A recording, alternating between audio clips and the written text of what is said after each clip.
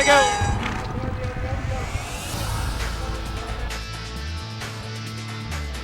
Your home for over 18 years of horse racing action. The Sport of Kings, featuring Tommy Walski. On today's show, we take a very special trip to Dubai. Racing across the nation looks at the Kentucky Derby Trail. And now, here he is, BC's ambassador to the world of horse racing, Mr. Tommy Walski. We open up today's program taking you on a very, very long journey to a country where horse racing is truly the sport of kings. We want to thank our friends at HRTV for taking us to Dubai and also giving us a behind-the-scenes look at the world's richest horse race, the Dubai World Cup. On the other side of the globe lives a place where everything is first class. From the world's only 7-star hotel to an indoor ski resort. A land of conservative Muslims, wealthy tourists, and exotic locales. And for one night, the racing world turns its attention to the world's most prestigious and richest event. So let your imagination run wild. This is Dubai World Cup.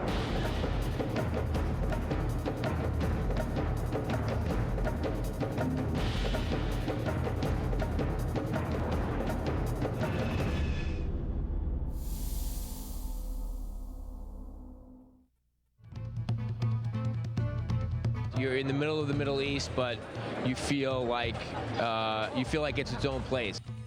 Dubai World Cup race day is right up there with the best of them. It brings the rest of the world together in the Middle East, which if you said about 10, 15 years ago that that's what would happen in the world of horse racing, people would have laughed at you. It has been described in the past as an Olympics of horse racing, and if there is such a thing, this is probably it, because they do come from the 4 corners of the globe to race for the big money at Nat Al Sheba. To put on a production like this, it takes a lot of sort of manpower, passion from people who really enjoy horse racing, putting on a huge event, and that's what we've got here. For 21 million plus US money, 7 races, it's probably the most international horses competing on one stage. You come here and this is the best of the best, and you know it's not just a few good horses in a big race. It's the best in the world. You know, there's all the good parts of American racing and all the great parts of European racing. I mean, it's unbelievable where the horses are coming from, and they're coming for one thing: to be competitive and to win the money. The atmosphere as the evening builds on, and then right before in World Cup they have like an official opening ceremony, and that in itself, it's like watching Cirque du Soleil. It's just a fantastic experience. The crowd really gets into it, all the locals. Yeah, it's just like something out of a fantasy movie actually. So get tied on. Almost 8,500 miles away from the city of Los Angeles, California, on the other side of the world, is the rapidly evolving city of Dubai. With an approximate population of 1.5 million and roughly twice the size of the state of Rhode Island, Dubai sits on the Persian Gulf, right in the heart of the Middle East. And it has truly become the epicenter of international horse racing, through Sheikh Mohammed bin Rashid Al Maktoum's brainchild at the Dubai World Cup. Champions such as the Great Cigar, Silver Charm, and Dubai Millennium have taken center stage on Dubai World Cup night.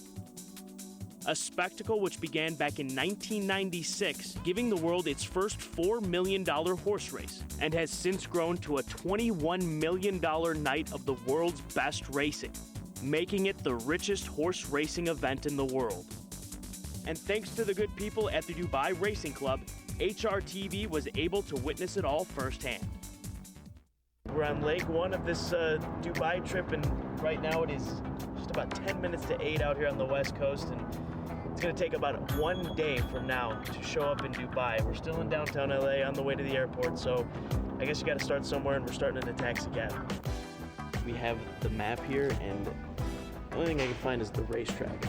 Right through those doors, we're walking on a plane for the next 20 hours, and we're going to be on the other side of the world. I don't know, my heart's racing. I don't even know what time of day it should be. I've really lost track of all sense of time. We just flew business class. Looks more like first class to me, but let's go check out Emirates' definition of first class. I thought we were flying, I thought we were in first class back there, but this is apparently the real first class.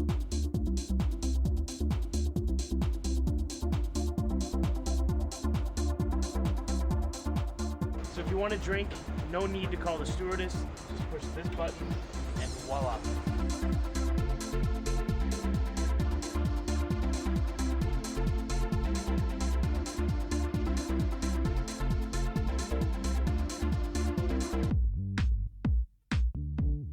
And in the same way I travel to Dubai in Emirates Luxury, so do the World Cup competitors. And I don't mean the jockeys. The horses get to Dubai on Emirates in their own personal stall, which resembles a massive shipping crate. And if I need a passport, so do they. Well, this is the Nat Al Sheba jockey's room. When I arrived at Nad Al Sheba, I was given the opportunity to tour the jockeys' quarters. A familiar set of colours. They are the Godolphin colours. Another visual that left a lasting impression on me when I thought about the greats in modern racing that had passed through here. But it is just one portion of this incredible place that is Nad Al Sheba. It's a facility that has changed in the space of 3 weeks. Anybody who comes racing at Nad Al Sheba for a Dubai International Racing Carnival meeting will certainly enjoy it. They'll see some good racing. They'll see Nad Al Sheba in one form. They come back 3 weeks later on Dubai World Cup night and Nad Al Sheba has been transformed, as you've seen yourself, with the International Village, the marquees, the gallery. It's a different race track. The course remains the same, but the track is different, and then you get that magnetism of people from all over the world coming, flooding around the outside of the parade ring, looking at the horses coming from all around the world. There's a buzz, there's an excitement that really adds to it. This racetrack, it's not an oval, it's more of a triangular shape. It's massive. You can't hardly see the other side of the backstretch. There's a golf course in the middle, and one of the most impressive things really to me was you stand right on the finish line and you look all the way down the chute where they run the Golden Shaheen, the 6 furlong sprint stake race, and it's so far away, 3/4 of a mile. It's so different in America. We're used to the horses coming around the turn out of the chute going 6 furlongs, and you don't realize how far it is until you see it in the straightaway form, and you just stand on the finish line and look all the way down there, and it's pretty cool. There's very few horses that can be all out going 3/8 of a mile, so you want to be in a good position, give the horses a chance, but you do need to come in here, focus, and understand the layout. You don't realize when we watch these races on TV that the grandstand is basically on the turn and the finish line is right at the turn. So as soon as these horses hit the finish line, they're immediately pulling up into the first turn. Just behind me is the Burj Dubai, currently the world's tallest structure, and upon completion, it will be the world's tallest building. And they are saying that they will average a new floor every 3 days. But aside from the modern skyscrapers and sprawling resorts, there's a portion of Dubai which embraces its past, a marketplace, the souks. We're right outside of the gold souk and the textile souk, and our taxi cab driver actually told us that all of these boats right here are what bring all the product into these souks, and they come over from Iran. All of these boats, they just go all the way down the canal. Here's the entrance to the Dubai City of Gold. Just rows and rows and rows and rows of different jewelry, watches, Rolexes. I'm not even sure I would know where to begin if I was looking for something. Watches? Oh, no, thank you. Also bags? No, thank you. Just about anything you want. You don't even have to add. They just come up to you. Definitely has an interesting taste. It's not too bad.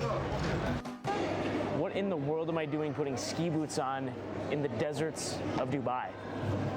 Oh yeah, there's a ski hill. Let's rock and roll.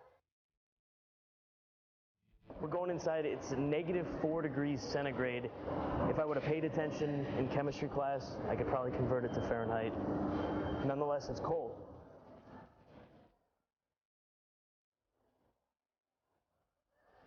Another unbelievable sight in the city of Dubai. Who would have thought that you could have skiing in the middle of the desert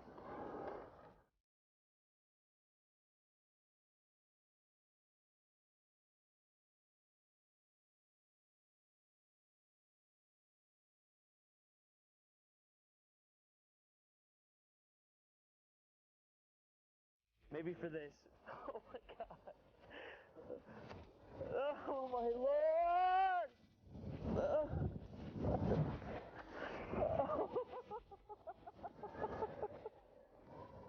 Oh, I am.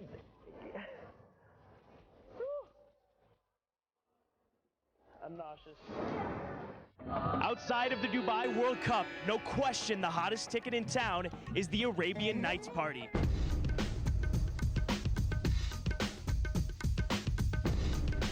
A 1-hour bus ride outside of the city in a 6,000-person stadium in the middle of the desert was the Arabian Nights Party. A night for everyone to unwind one last time before World Cup night. Arabian Nights gave everyone the opportunity to sit back and once again receive the first-class treatment Dubai offers and enjoy a performance and fireworks display second only to that we would witness on World Cup night.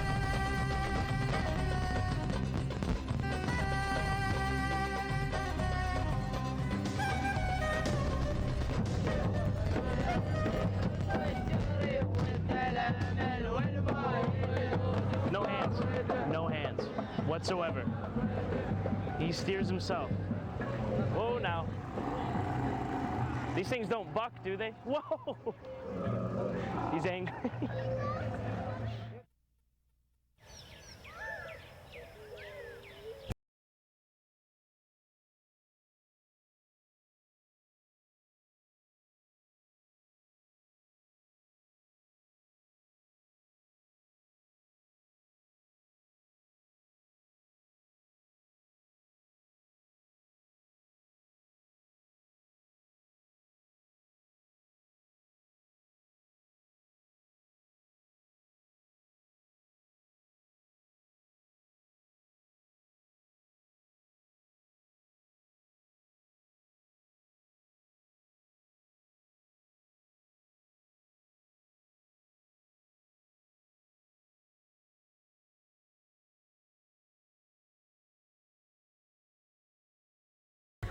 His first trip to Dubai, my first trip to Dubai.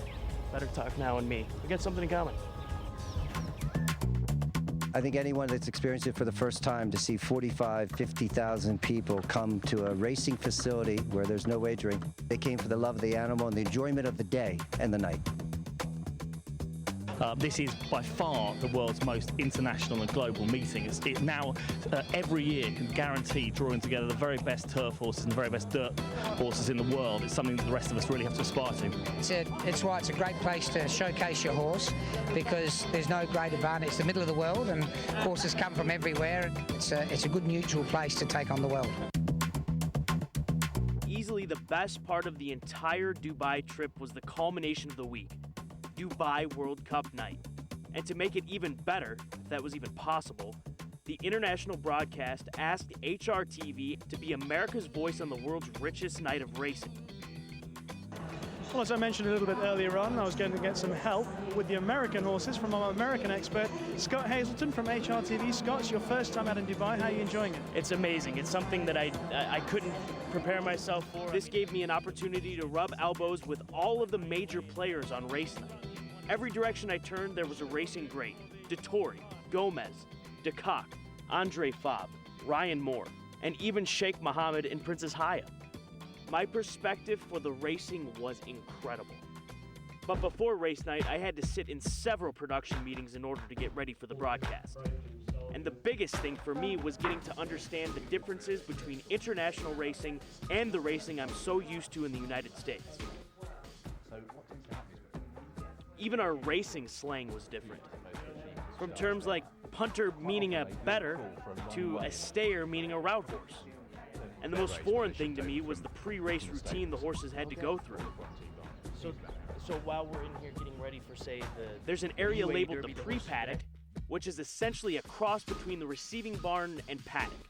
Horses come over well in advance of their race and go to their assigned stalls in the pre-paddock.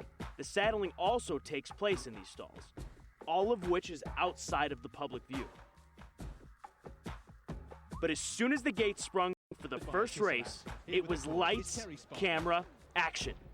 Ready to run. Eights are back, racing in the Godolphin Mile, and Black Cat, Black Kitten and Don Renato to the inside, both slow to go. America's Barcolo came out quickly. Strikes after being headed, hits the lead again. 50 metres left to go. Diamond That's Edgar Stripes Prado. in front. Edgar Prado's winning. And Diamond Stripes wins. Diamond Stripes first. Elusive Warning second. Now his first ride in El Shiba, he gets a win.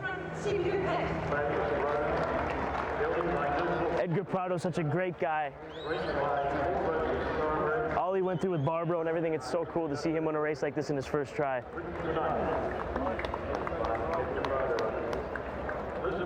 The atmosphere is unbelievable. The whole colour of the night is so fantastic. The kind of combination of the wonderful Arab gentlemen in their fantastic white outfits and their headdresses next to the best of European dress and the best of American style. It brings everything together. It's a cosmopolitan melting pot. This is the International Village, which is the place to be, we are being told. This is our first walk in here. What does it take to get ready for something like this? Half an hour. Half an hour? Half an hour, yeah, for all of this. Where are you from, sir? South Africa. South Africa. You remind me a bit of The Mask. Jim Carrey of Biscuit. We're in Dubai, in the International Village, but they have a Dunkin' Donuts. Ladies, how are we doing tonight? We are very happy to be here. Where are you from? Germany. Is this your first time in Dubai? No, it's the third time. How are you ladies doing? We're great. Is this your first time at the World Cup? It is, yes. What do you think of it so far? Fantastic. Where are you ladies from? Australia. There seems to be a lot of Australians out here. Yeah, definitely. Are you rooting for Nick and Nero? That's the only Aussie horse here. Really? Yeah, okay, yeah, we are. There are certain things, we are told, that we should experience in life. For those who live in the world of horse racing, one of them is World Cup night at Nad Al Shiba.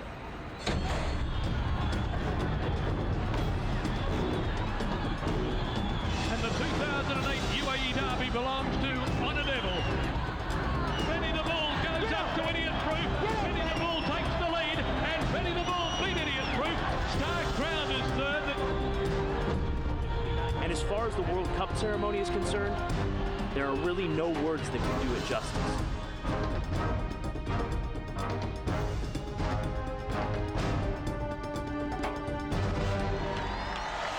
A length delay is literated, 3/4 to Lord Admiral. But JPEG and Dargina. JPEG the outside. JPEG foot back to beat Dargina.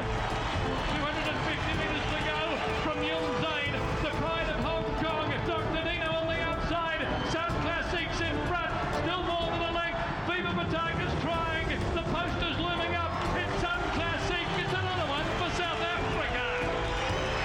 We said it was going to be spectacular and we haven't disappointed you. What a wonderful, fantastic Dubai World Cup.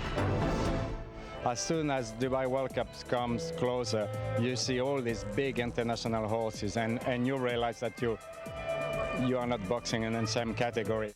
All week, the attention was on America's super horse. Steve asked me some Curlin, the big horse. And I was allowed to be basically right next to him in the pre-paddock and be a part of the calm before the World Cup storm that Curlin was about to unleash. You can see his size, his musculature. He's the Arnold Schwarzenegger of horses. And yet he has this huge stamina and desire and speed and durability and distance. So that's why we fell in love with him when we first saw him. Putting this all into perspective, what is it like to be the headline of the entire week here at Dubai World Cup? Well, it's an outstanding feeling, but Curlin is deserved of that and off his previous races, and hopefully this is another one of the major goals that we have in mind for him.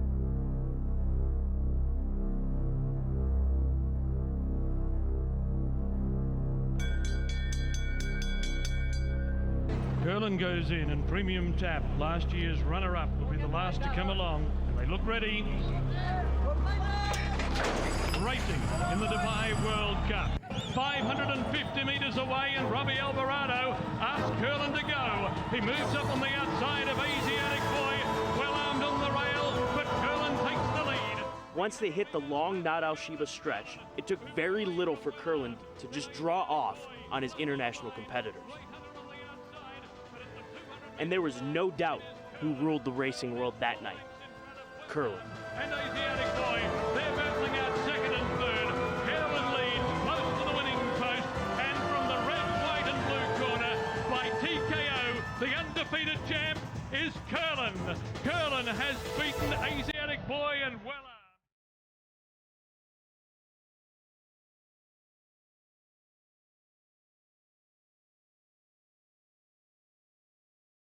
And while everybody celebrated and received their trophies of gold and jewels, Curlin's reward was much simpler.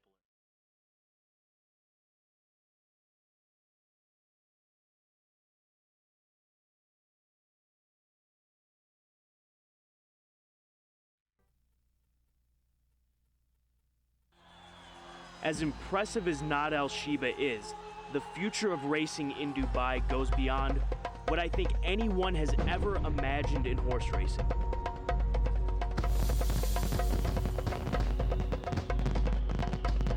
I continue to say unbelievable, but we're standing right now in the middle of what will be Maidan, the pinnacle of international racing. The centerpiece of Maidan is without doubt the racetrack, but it goes well beyond horse racing. Maidan is a city and a center of commerce that will come without precedent in the modern world. It's going to be 1 kilometer long from end to end. It's just incredible. 1 year ago, none of this was here, and over the course of the next 2 years, it will become what they have planned for Maidan. It's nonstop. The workforce, 4,500 people right now working as we stand here, and they're going to increase that workforce up to 7,500 people. We see it on paper. I can't imagine what it's going to be like in person. I think it's going to be the premier race course in the world, not just as for the racing industry, but it's a similar lifestyle. It'll have unique features, and I think it's going to be an attraction throughout the year. I think the thing that we wanted to do, first of all, is to look at the grandstand and look at the flow of the horses, the flow of the owners, the trainers, the jockeys, the media, the public, the VIPs. I've taken the architects around the world, and we continue to review and change and look to make sure that we're cross the T's and dot the I's. Approximately 80,000 fans will be able to witness the Carnival of Racing over the 76 million square feet the track will occupy. Whether it's an unobstructed view from one of the 270 hotel suites or a seat at one of the 10 restaurants, you can even ride up in style in your yacht via the Maidan Canal. Fans will be able to enjoy the visual splendor of Maidan City. Shopping, golf, parks, residential developments, and office space will all be encompassed in Maidan City. And this will all be showcased at the 2010 Dubai World Cup, Maidan's World Cup. I believe it's not just going to be for Dubai, it's for the whole world. This is for the horse goers, horse owners, trainers, jockeys, whoever associated with this industry, plus the spectators. Plus, I think it's going to be a landmark, in my opinion, for the nation.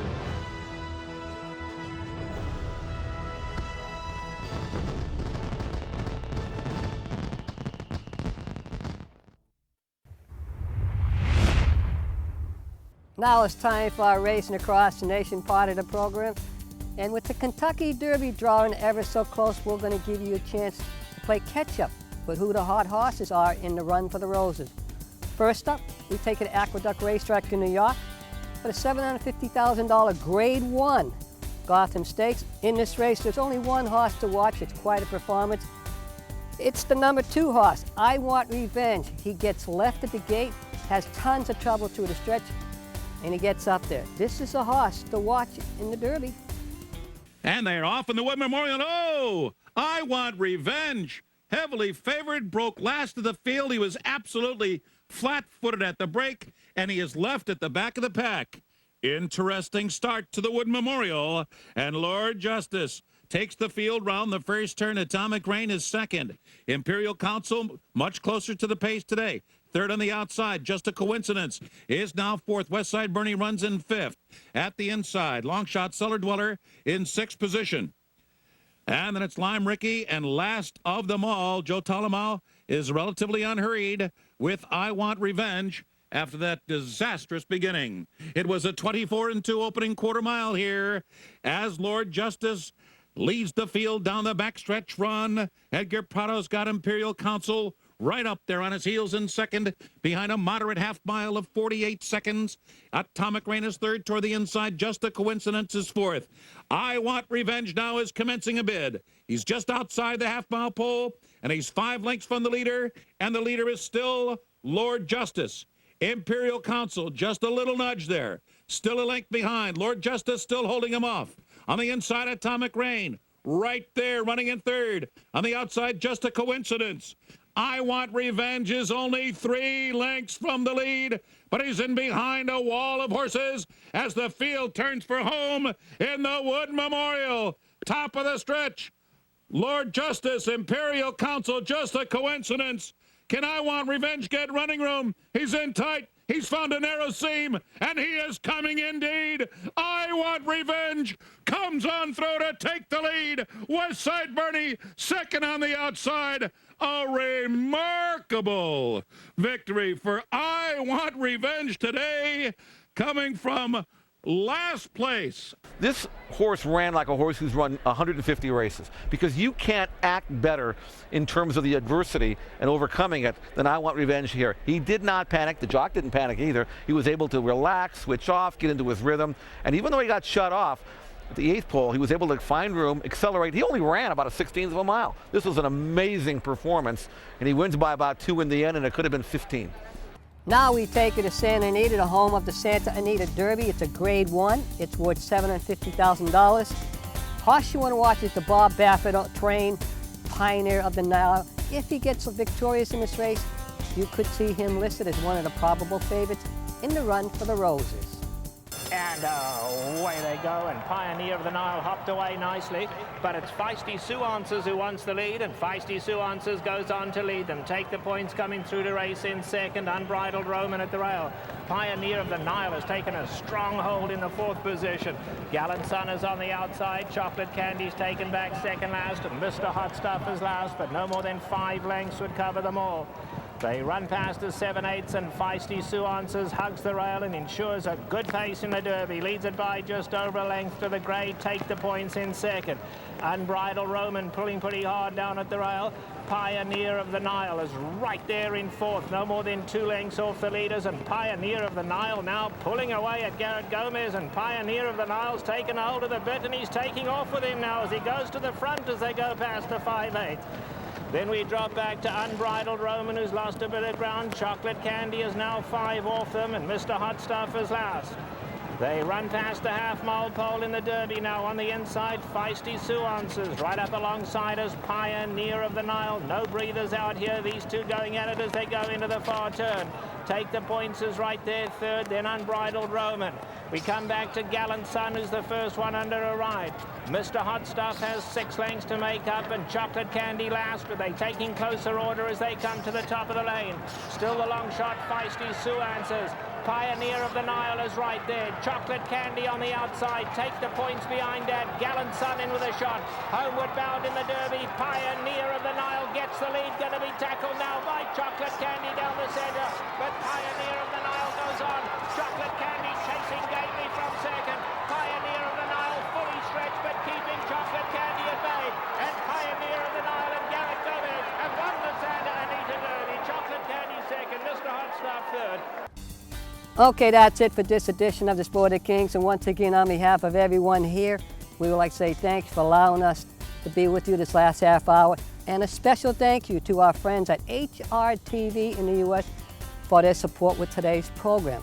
Last thing to leave you with, there is horse racing, live horse racing returns to Hastings Racecourse.